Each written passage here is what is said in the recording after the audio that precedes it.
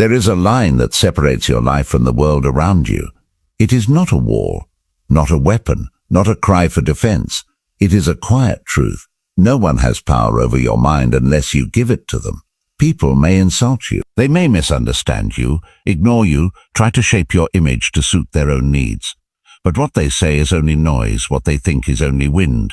Their control stops at your skin. Your inner world is yours. The Stoic path teaches that the only thing truly yours is your judgment, your choices, your attitude. The moment you forget that, you become a slave, not to them, but to the illusion that you can be moved by anything other than your own reasoned choice. When someone offends you, the offense lives only if you accept it.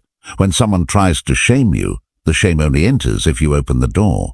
When the world grows chaotic, only your reaction determines whether you suffer or stand still. You are not made to be ruled by opinions, nor driven by the chaos of others.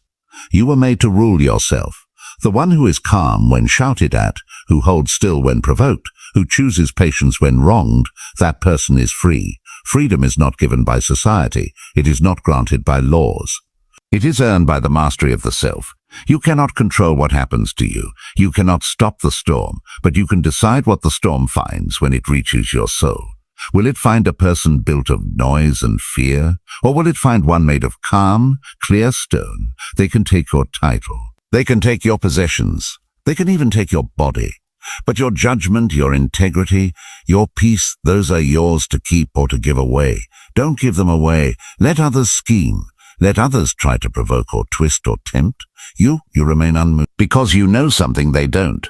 They can't control you, not unless you forget that you are already free. You enter the world with nothing but your breath and your awareness. From that first moment onward, things begin to accumulate. Names, possessions, expectations, duties, roles. But none of these are truly yours. They are borrowed, assigned, or imposed. The one thing that has always belonged to you, and will always belong to you, is your mind. That internal space where thoughts arise, judgments are made, and choices are formed. It is within this space that your true life occurs. Everything else, your appearance, your circumstances, your health, even your reputation, is external, fragile, impermanent.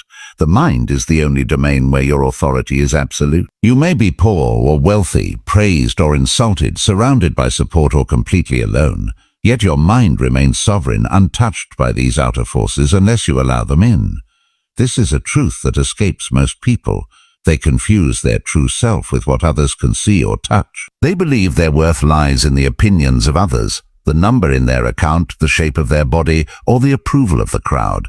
And so they suffer because they build their identity on things they do not control. But when you turn inward and claim ownership of your thoughts, you step into a power that cannot be taken. No storm of the world can break a person who has learned to govern their own mind. In every situation, there is a gap between what happens and how you respond. That gap is your power. It is the space where freedom lives. It is the moment where you can either surrender your peace or preserve it. Most people never realize this space exists. They react as if compelled, as if the world dictates their emotions, as if other people determine the quality of their day. But the Stoic sees things differently. You are not your surroundings. You are not your emotions. You are not even your thoughts unless you choose to entertain them. The mind can observe itself. It can step back and see what is arising without becoming entangled in it. That alone proves your independence. If you were truly at the mercy of your instincts or impulses, you could not pause, reflect, and choose. But you can. You can let a thought pass without acting on it. You can feel an emotion without being ruled by it. You can choose stillness in the face of pressure. This is the highest freedom, to be the master of your own soul. Everything you need to live well is already within you. Not in some mystical or vague way, but in the most practical sense. You have the ability to form judgments. You can question your assumptions. You can detach from appearances. You can make deliberate choices. You can decide what matters to you and what does not. No one can steal this from you. Not through insult, not through force, not through deceit. Others may interfere with your body, your schedule, your property, but they cannot command your mind unless you surrender it willingly. And why would you? Why would you hand over the only thing that truly belongs to you? This inner possession is the foundation of everything else. From it comes your peace, your courage, your discipline, your ability to endure. It is the source of all clarity and strength. When people say you need to find yourself, They often mean chasing external experiences. But the self is not something found in the world. It is something remembered within. When you strip away what is not yours, when you cease attaching your identity to things outside your control, what remains is the essential part of you that is calm, aware, and capable of reason. That part does not flinch in adversity. It does not panic in uncertainty. It does not demand that the world be different in order to feel peace. It simply sees what is and responds wisely. This is the seat of true power, the quiet center that no storm can reach. When someone insults you, they are merely expressing themselves. Their words come from their own mind, shaped by their own experiences, securities, and judgments. The insult itself is neutral, just sound, just language. It becomes something painful or offensive only when you receive it, when you give it weight, when you believe it must mean something about you. But the truth is, no one can offend you without your consent. The wound, if there is one, is self-inflicted. You are the one who decides whether those words enter your mind, whether they become part of your identity, whether they disturb your peace. You may not be able to stop people from speaking thoughtlessly or cruelly. That is outside your control. What is in your control is how you interpret those words, what story you tell yourself about them, and whether you allow them to occupy space within you. Just as you can walk past a stranger yelling on the street without being disturbed, you can treat any personal attack as mere noise. You do not owe every opinion a reaction. You do not have to drink every poison just because it's offered to you. People often react quickly when they feel insulted because they believe the insult threatens their worth. But that's only possible if you tie your self-worth to other people's approval. If your identity is built on how you are seen, then every opinion has the power to shake you. But if your self-worth comes from within, from your own character, your own values, your own judgment, then no one can take it from you. When someone calls you a name or questions your choices, you are free to examine whether it is true. If it is, be grateful for the correction. If it is not, let it pass. In either case, the insult itself is powerless. The Stoic mindset views the opinions of others as neither good nor bad, just external. What matters is your internal response. You are not compelled to feel shame just because someone tries to shame you. You are not obligated to feel angry because someone seeks to provoke you. If another person is angry, that is their emotion, not yours. If they lash out, it reflects their lack of control, not yours. You are not responsible for their state of mind, only for your own. And in this space lies your freedom, the ability to remain calm, reasoned and composed no matter what others say or do. There is a strength in learning to pause before reacting. In that pause, you can see clearly that the insult is not about you.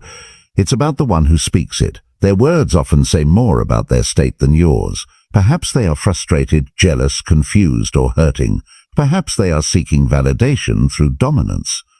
Whatever their reason, it is their burden to carry, not yours. You do not have to pick it up. You can let it fall where it lands. You have the power to decide what enters your inner world. Just as you would not open your door to a stranger screaming in anger, you do not have to open your mind to every harsh word. Guarding your inner peace is not weakness. It is wisdom. It is the practice of knowing where your responsibility ends and where someone else's behavior begins. You do not control their words, but you control whether those words find a home in you. If you remain still, if you remain clear, the insult disappears into the air like smoke. No harm done, no storm stirred. You are not defined by other people's projections. You are not the sum of their approval or disapproval. Their opinion is theirs to carry, not yours to live by. What matters is your own view of your life, your choices, your intentions. If you know you are acting with integrity, with reason, and with principle, then no insult can harm you. You remain untouchable, not because others have grown kind, but because you have grown strong. Freedom is often misunderstood. Many think it is the ability to do whatever one wants, to chase every desire, to avoid hardship, or to control others. But that kind of freedom is fragile, dependent on circumstance, easily broken by forces outside of us. True freedom, the kind that no one can take away, comes from mastery over oneself. It is not the power to act without limits, but the power to remain steady within them. It is the ability to choose your response, to direct your thoughts, to hold your principles firm even when the world around you is uncertain or hostile. To be free is not to escape discipline. It is to live by it. When you are ruled by desire, you are not free. When you are pulled by every emotion, you are not free. When every insult stirs your anger and every disappointment crushes your spirit, you are not free. You are in chains, not physical chains, but chains of the mind, chains forged by your dependence on things beyond your control. The person who is free does not chase approval, does not fear rejection, and does not crumble when misfortune arrives. That person stands firm because they have learned to command their own soul. Self-mastery begins with awareness. You must become the watcher of your own thoughts, able to see when emotion rises and whether it deserves your attention. Not every fear is real. Not every desire is worth pursuing. Not every impulse is aligned with reason. The mind that cannot pause, that cannot reflect, is like a city with no walls, vulnerable to every attack, ruled by every invader. But when you strengthen your mind, when you make reason your governor, you build an inner fortress that no one can breach. This is not detachment from life. It is a deeper engagement with it, rooted in clarity and purpose. The person who has mastered themselves no longer needs to control others. They no longer chase the illusion of power because they have found the real thing. They can walk through life with calm, unshaken by praise or blame, knowing that what matters is not what others think but what they are. They respond rather than react. They choose their path rather than drift with the current. They live by values, not moods. This is not coldness. It is strength directed inward before it is ever shown outward. It is the peace of knowing that nothing outside of you can disturb what is within unless you open the door. This kind of strength cannot be borrowed. It cannot be given. It must be trained. It must be cultivated every day through reflection, through restraint, through patient effort. It shows itself not in grand speeches but in quiet choices, choosing not to retaliate, choosing to wait before speaking, choosing to accept reality rather than resist it. These are small acts, but together they form the armor of the self-possessed. The person who acts from principle, who holds themselves to a higher standard regardless of who is watching, is already free. They do not depend on rewards or fear punishment. Their conduct is guided from within. The one who masters themselves gains freedom in all situations. In wealth or poverty, they remain the same. In comfort or pain, they do not abandon their reason. In company or solitude, they know who they are. This is the power to carry your peace with you. It is not loud or showy. It is quiet, firm, and enduring. It does not need to be proven to others because it is experienced in the privacy of one's own conscience. This is what it means to be free. Not to be untouched by life, but to be unmoved by what you cannot control and unshaken in what you can. There is a common illusion that our emotions are uncontrollable, that they happen to us like the weather, arriving uninvited and determining how we feel, act, and live. But the Stoic view pierces through this illusion with a deeper truth. Reactions are not automatic reflexes, they are choices. Between what happens to us and how we respond lies a space, however brief. In that space is our greatest power, the ability to pause, to reflect, and to decide. This space may be small at first, but with practice and awareness, it expands. And within that expansion lies the very heart of freedom and self-mastery. The idea that you have no control over your emotions is comforting in a way because it removes responsibility. If anger simply overtakes you, then it is not your fault when you lash out. If sorrow overwhelms you, then you are only a victim of circumstance. But the Stoic rejects this resignation. It is not the external event that causes suffering, but the interpretation we attach to it. Someone speaks harshly to you, this is an event. Whether it becomes a personal wound or a moment of reflection is your decision. You can choose to take it personally, feel insulted and strike back. Or you can choose to see the person as distressed, misguided or irrelevant to your inner peace. The pause between stimulus and response is where your power resides. The more you notice it, the more you can step into it and guide your reactions with reason rather than impulse. You are not a slave to your first emotion. You can feel the surge of anger and choose not to act on it. You can feel the sting of jealousy and choose to let it pass. You can feel the weight of anxiety and choose to breathe through it with clarity and perspective. Emotions are natural, but indulging them without reflection is a choice. The Stoic does not deny emotion, but seeks to master it, to understand where it comes from and whether it deserves a place in the mind. Reactions left unchecked become habits. If you always respond to criticism with defensiveness, You reinforce a belief that your worth is fragile. If you respond to discomfort with avoidance, you teach yourself that pain is something to flee rather than face. These automatic patterns shape your character over time. But if you begin to question them, to respond with reason rather than reflex, you can reshape yourself. You can become calm where you were once reactive. You can become patient where you were once restless. This is the slow and steady work of philosophy, not in theory, but in the moments of daily life. When you accept that you have control over your reactions, you accept responsibility for your life. You stop blaming others for your state of mind. You stop waiting for the world to become fair, for people to behave well, or for life to get easier. Instead, you start responding with wisdom.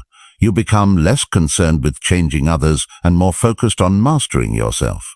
And in doing so, you discover a deep resilience, a steadiness that endures through chaos, a clarity that persists through confusion. Your emotions no longer rule you. They serve you. They become signals to examine rather than commands to obey. This practice does not make you indifferent. It makes you intentional. You still feel joy, sadness, anger, love, but you feel them as a master, not as a servant. You learn when to speak and when to remain silent, when to act and when to resist and when to accept.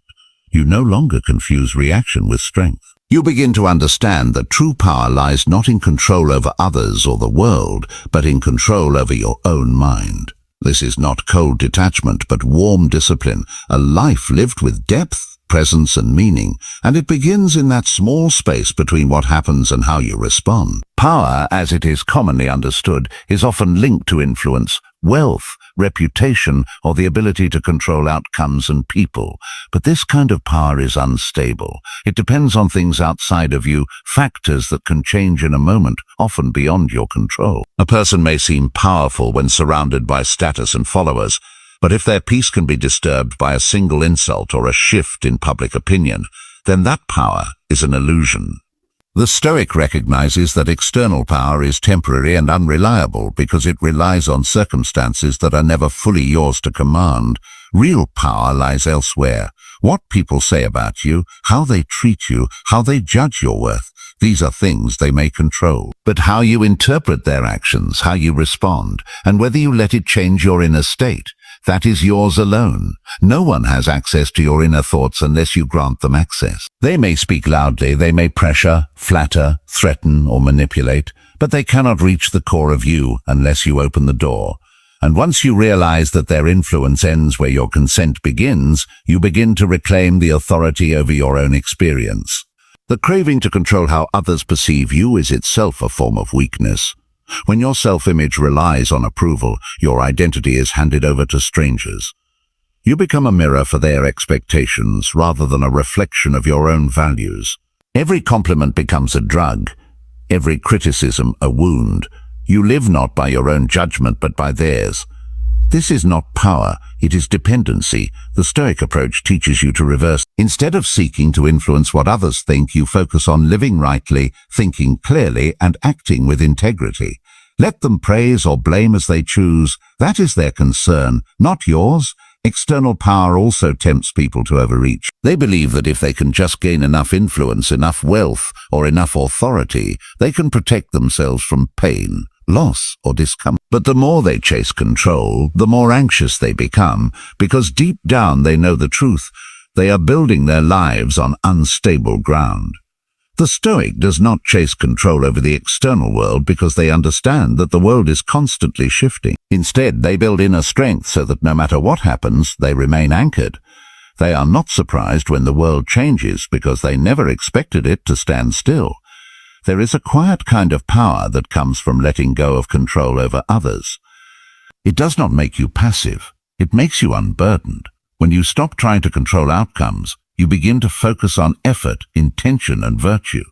You begin to measure success by how well you align with your values, not by the results others can see. You become harder to manipulate because you are not ruled by fear or approval.